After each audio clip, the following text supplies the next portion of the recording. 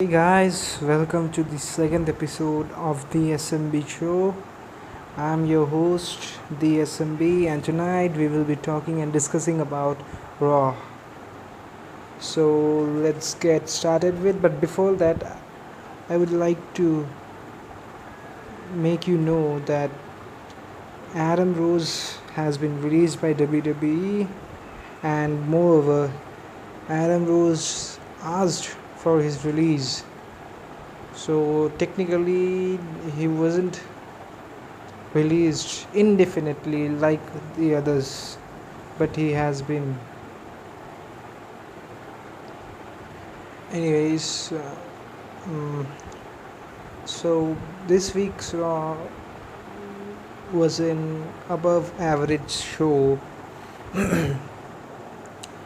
It was supposed to be a better one though, but a few matches stole the show. So this week's Raw started with Seth Rollins making his Raw return and you know playing the cocky heel thing. Even though he insulted the WWE universe, people cheered for him. And then he proclaimed that he came back to get his title back, which he never lost. It made Roman Reigns come out, then they stared at each other. Roman Reigns entered the ring and Seth Rollins left. Shane McMahon came down, then he went down the history between Rollins and Reigns since the breaking of Shield. Then Shane announced that Reigns will defend his WWE World Heavyweight title against Seth Rollins at Money in the Bank. Well, this segment was supposed to be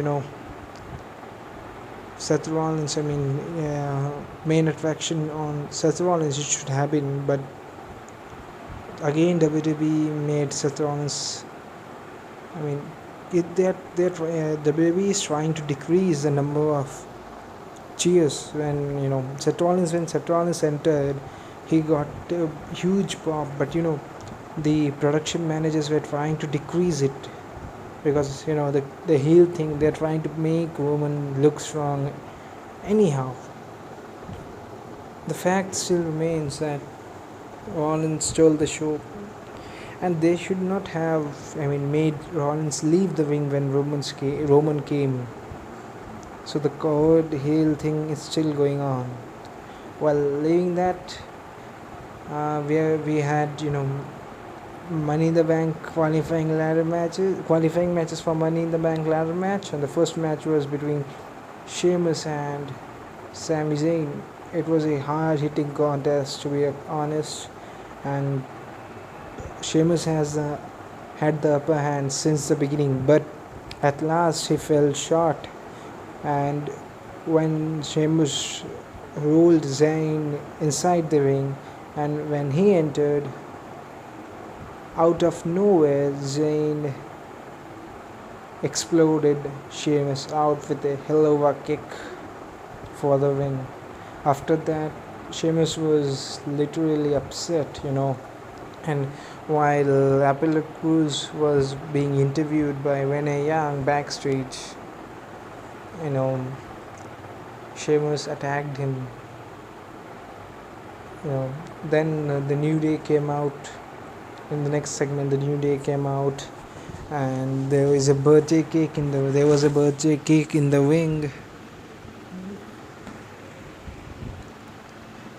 birthday cake in the ring, and Kofi Kingston said that this birthday cake was, they brought it to celebrate the fact that Raw has been going strong for 1,200 episodes, which is 23 years, as Xavier Woods mentioned.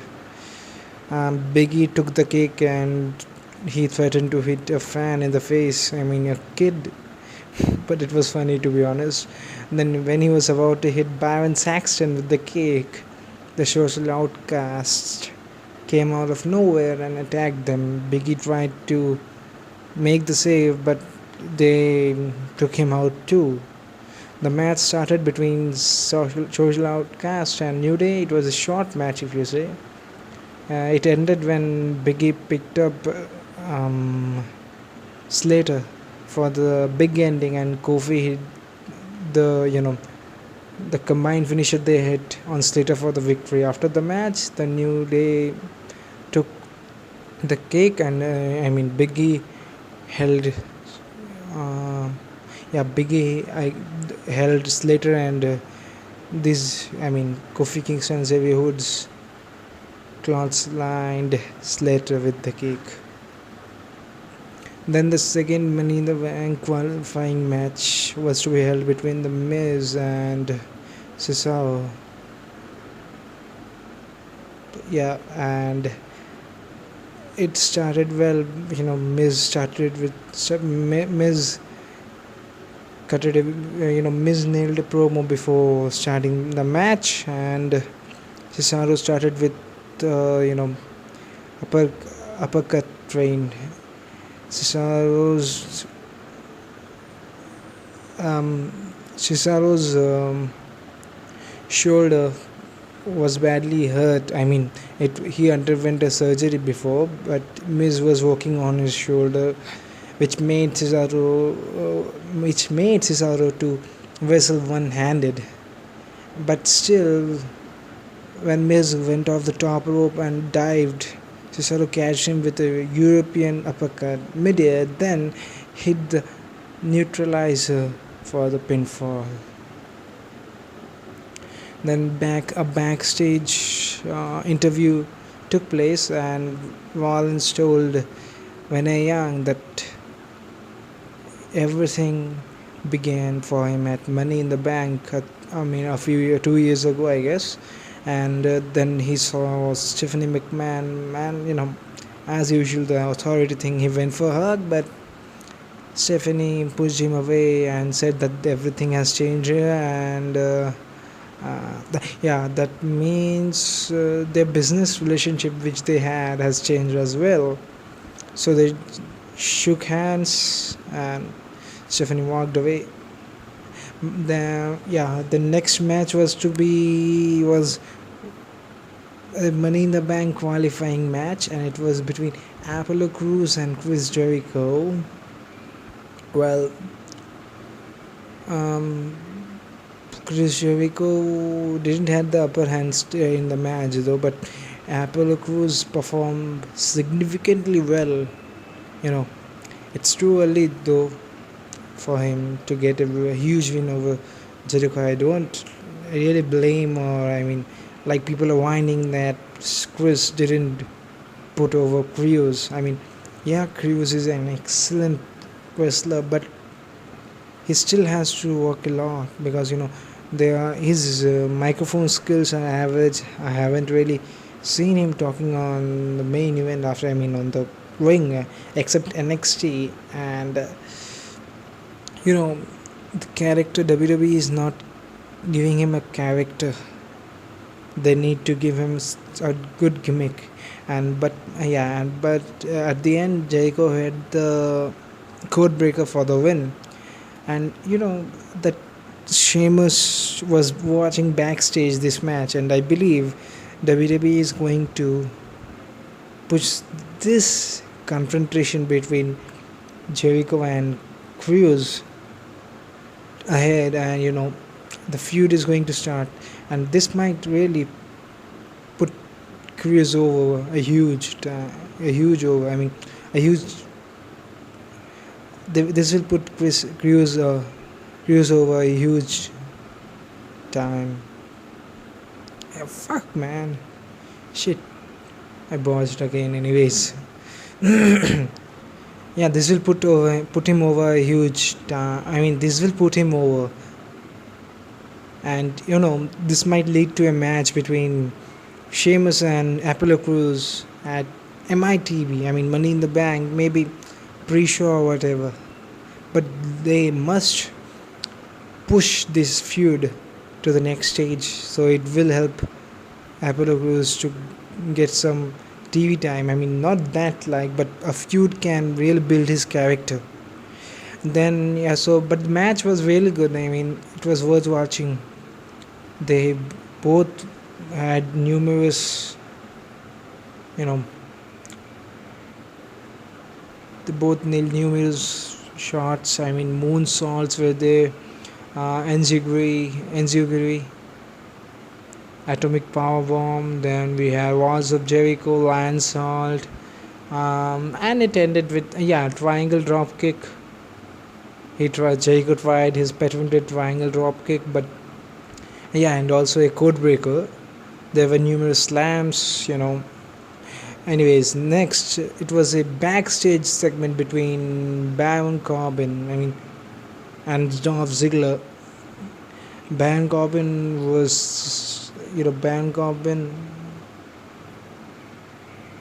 said that he don't care what people said about his match. About his win against Dolph Ziggler.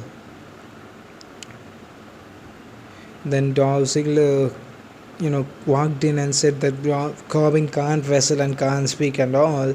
Then Corbin says if Ziggler wants another match, he has got it. And I would really say that this feud is going really well, because Baron Corbin has improved a lot, and indeed he can work a great match. Maybe his mic skills are not up to the mark, but he can still carry a feud. This feud is going really well. And we had Big Cass take on Bubba Ray Dudley. And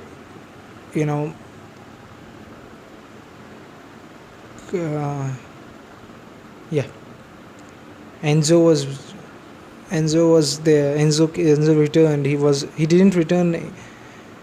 Enzo returned with Big Cass. He was at the ringside, and Big Cass hit a big boot and followed it with an Empire Elbow for the victory over Bubba Dudley. After that, they celebrated as Raw went off to commercial.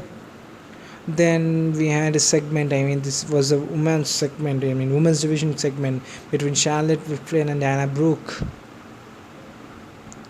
Let me tell this segment in detail.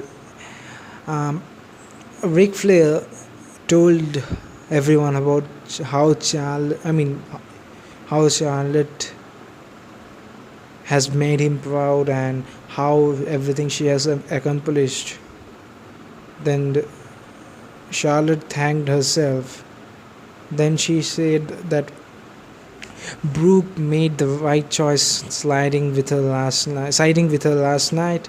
Even she said growing up she remembered various holidays. She remembered her mother saying that Daddy is always with her, but he wasn't actually there. After all of these years, she finally understood that she is powerful. She knows exactly how he felt. Charlotte said she finally has the courage to say this to him. Charlotte told Flair to get out of her ring. Flair refused, anyone would. Flair is a 2-time Hall of Famer and 21 times world champion. Anyways, Charlotte said she doesn't need Flair anymore. Flair technically needed Charlotte. He's just like every other legend. He doesn't know when to go home. Charlotte said her father is the second dirtiest player in the game, and she doesn't have time for people in second place. Rick started to cry. Charlotte said she has felt this way for 30 years. Flair is immortal to the WWE universe, but to her, he's dead. After listening this, Flair left. Really, man, the WWE creatives are taking this family thing too far.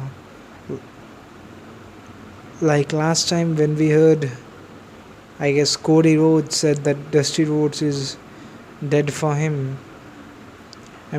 this dead things. I mean, the things they're doing with, yeah, his father is dead.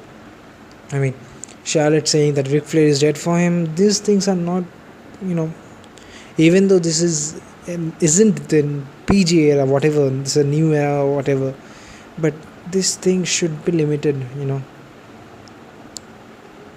Rick is old, and they should not play with their personal lives. And I mean, they should, but not this part. Means saying someone is dead, someone's father. I mean, considering this, and these things are not really good, because last time when Corey Wood said that his father is dead after a few months or something, I don't remember exactly, Dusty passed away. So this thing should be limited, because it really hurts, man. If you're a father, then it really hurts when your daughter or son says that.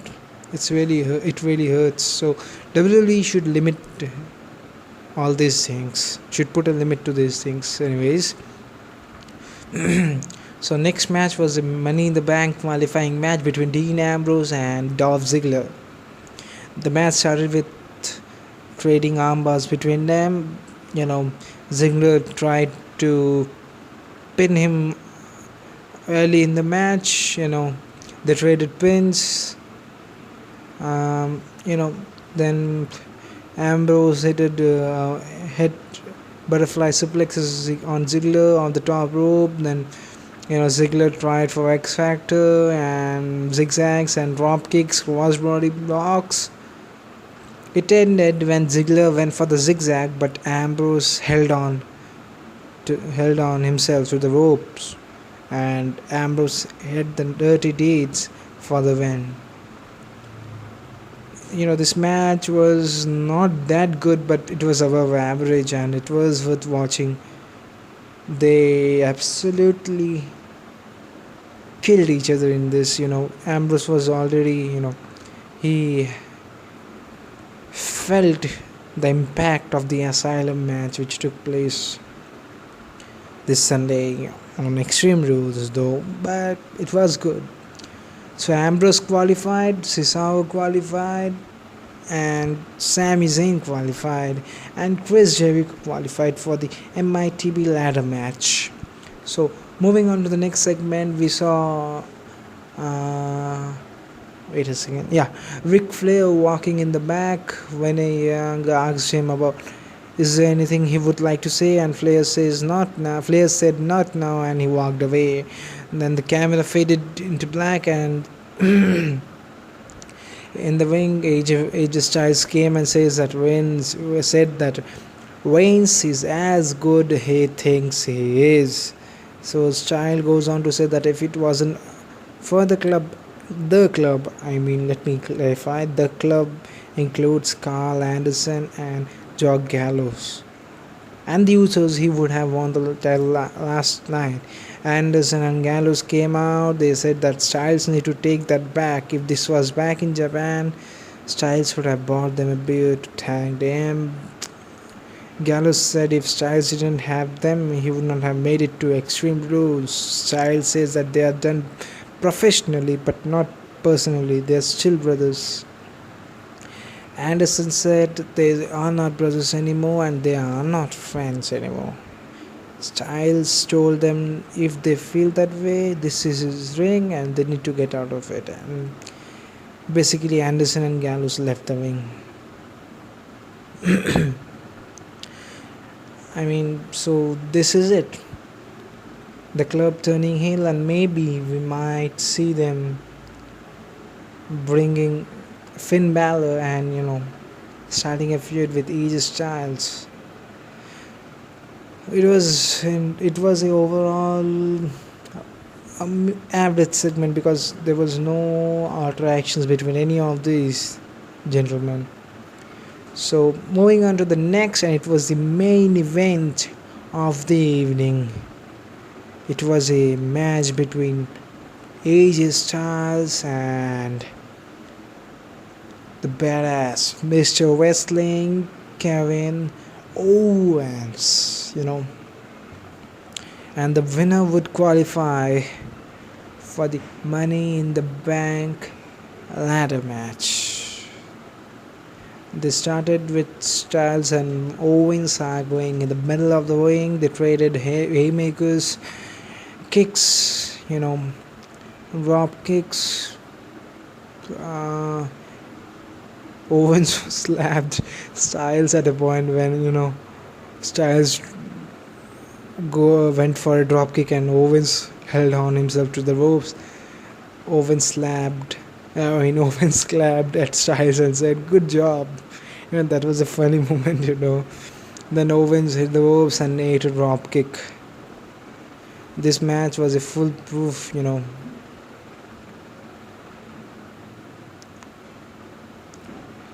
And it had everything drama and every Owens set it up for a dive at a moment, but ended up rolling under the ropes and cloth lining Styles. Styles hit a forearm from the inside to the outside. Styles whipped Owens shoulder first in the ring steps. After we saw several attempts from Owens for pop-up powerbomb, but it wasn't that easy because Styles countered every move,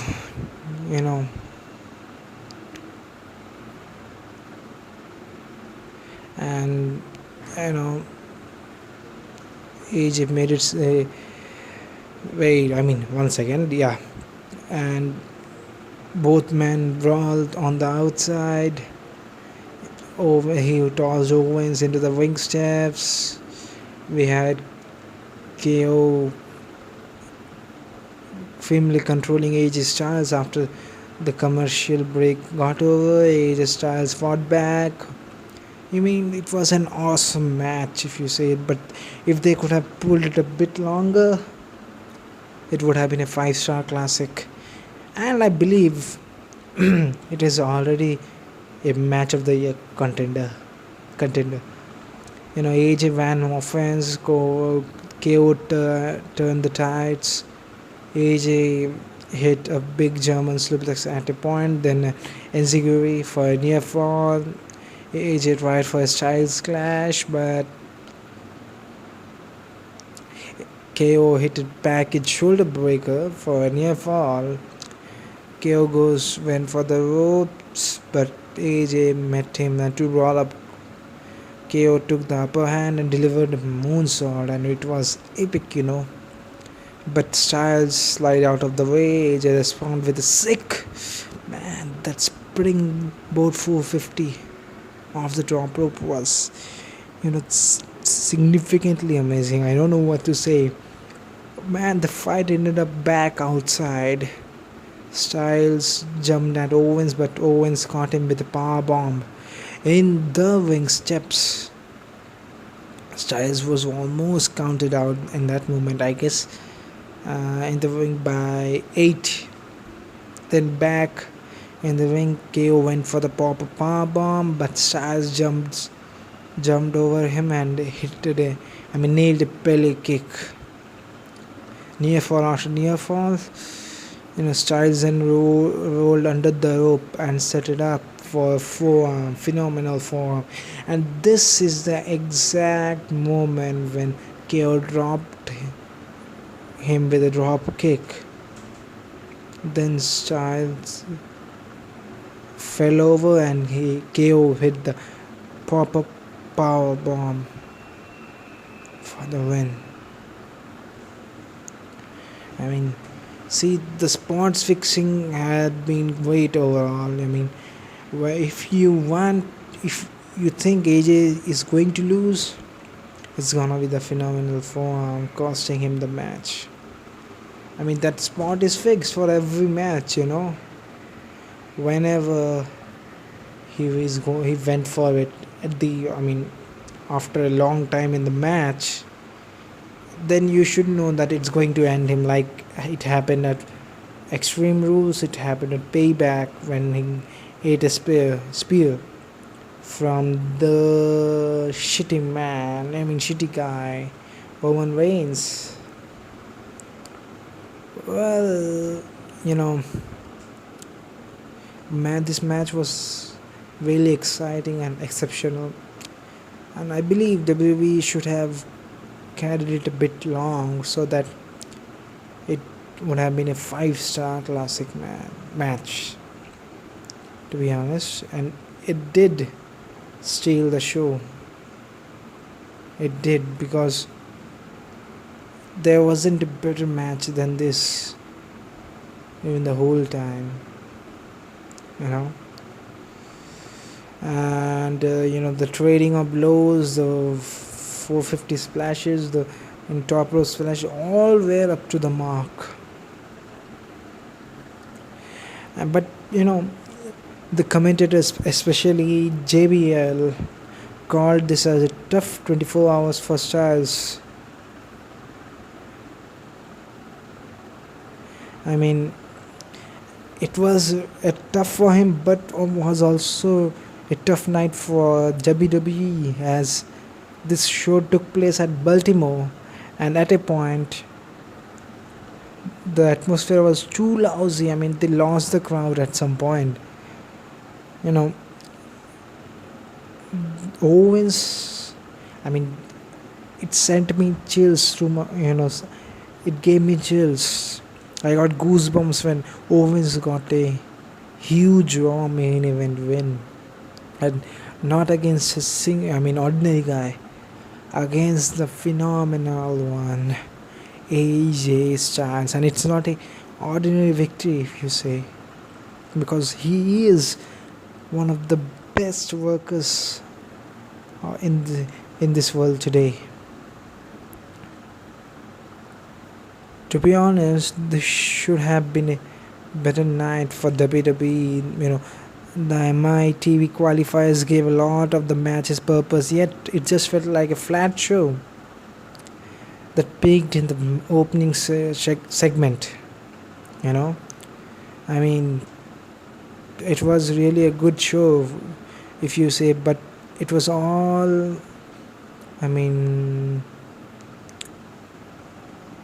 it was all majorly executed on the opening segment.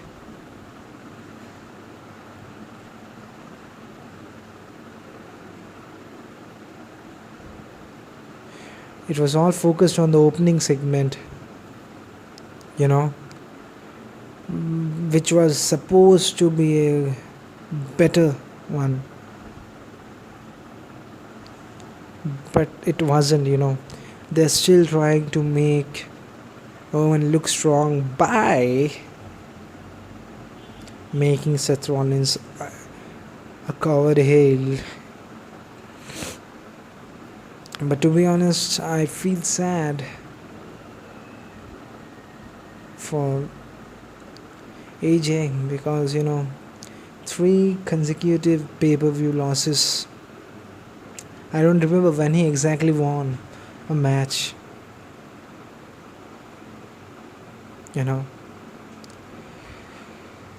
Owens stole the show just like he does. Owens always steals the show. But I just lost all the fucking hope on AJ. I believe AJ will end up just like Dolph Ziggler. It's just my opinion though. And I still fear what will happen to Seth Rollins at Money in the Bank. Will Roman Reigns lose to Seth Rollins at Money in the Bank? The probability of Seth Rollins winning at Money in the Bank is slim to none. Even if he wins, it would still be a huge downfall, because Roman has won the title 3 times, and if he loses to Seth Rollins at some point, he will again win it back. Again, he might, or maybe he might again lead this thing to WrestleMania 33 main event. I mean, there were rumors going around that Vince has dropped balls with Roman Reigns, but As by the recent booking goes, I don't know. But there's still chances that the Money in the Bank winner will cash in once again on the WWE World Heavyweight Champion Roman Reigns. I mean, 3 cash-ins on Roman if it happens. First it was Seth Rollins, then it was Sheamus, and next I don't know who will it be, who will win the Money in the Bank briefcase, because whoever wins, it's going to be a beginning of a new era.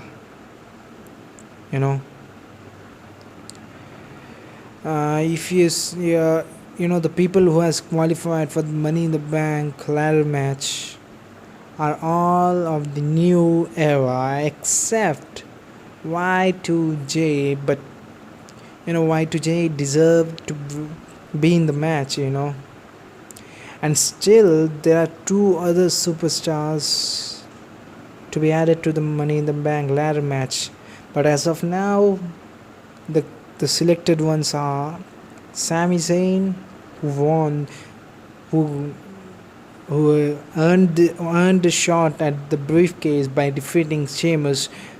Then it was Cesaro, who earned it by defeating the Intercontinental Champion, The Miz. Then it was Jericho, Y2J, who defeated Apollo Crews to earn a shot. Then Dean Ambrose defeating Dolph Ziggler.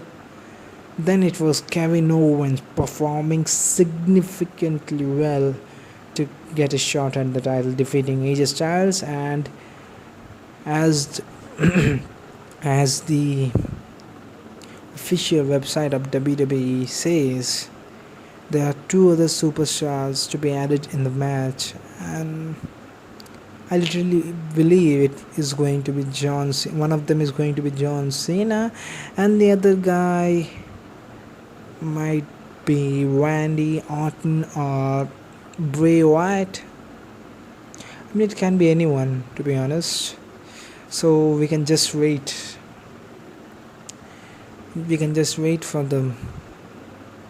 For next Raw to take place. Well, overall,